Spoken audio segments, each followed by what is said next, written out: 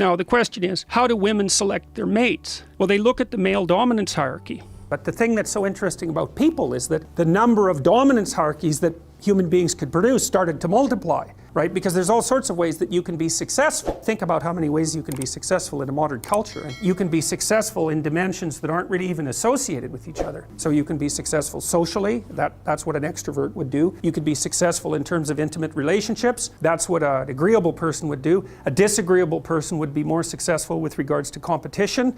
A person who's high in neuroticism would be trying to protect themselves and to establish some sort of security. An open person would be looking for a flexible, creative environment.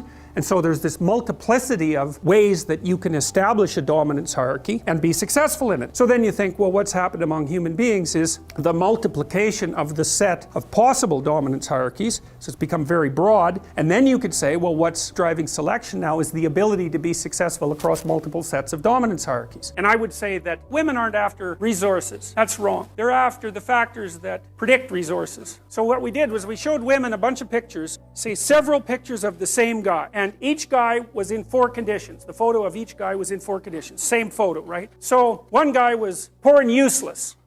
One guy was rich and useless.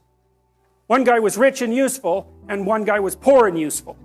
So the rich, useless guy had won a lottery and it paid out like $4,000 a month for the rest of his life. So no matter how useless he was, he couldn't squander all of it. He had resources, right? The poor, useless guy, well, we don't even have to define that. Everybody understands that. The rich, useful guy, well, that's easy to understand. The poor, useful guy worked for a non-governmental agency. It was a charity, you know, in a charitable organization. And so he had high occupational status but low income, and that wasn't likely to change. So then we asked women to rate these men on a bunch of different attributes, including personality, but also on dateability, basically, and also on probability of considering a long-term relationship with someone like this. And wealth had no main effect. The only effect was usefulness. So the poor useful guy and the rich useful guy were attractive, more attractive to the women than the 2 useless guys, regardless of their socioeconomic status. And the women judged the useful guys as higher in openness and conscientiousness, which was pretty smart because openness is basically intelligence and conscientiousness is hard work, and those are the best predictor of socioeconomic success. So they just use wealth as a marker of ability. And the figure that represents the properties that produces the highest probability of climbing to the top of the set of all dominance hierarchies is a messianic figure. That's what a messianic figure is. So, and it's a kind of abstraction. It says, because of course, obviously a messianic figure is an ideal, right? Clearly.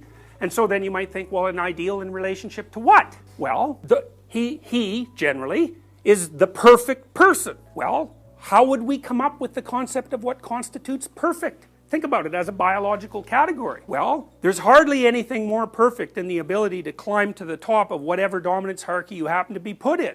Now, one of the things I would say is that women exerted tremendous selection pressure on men to be exactly that sort of creature.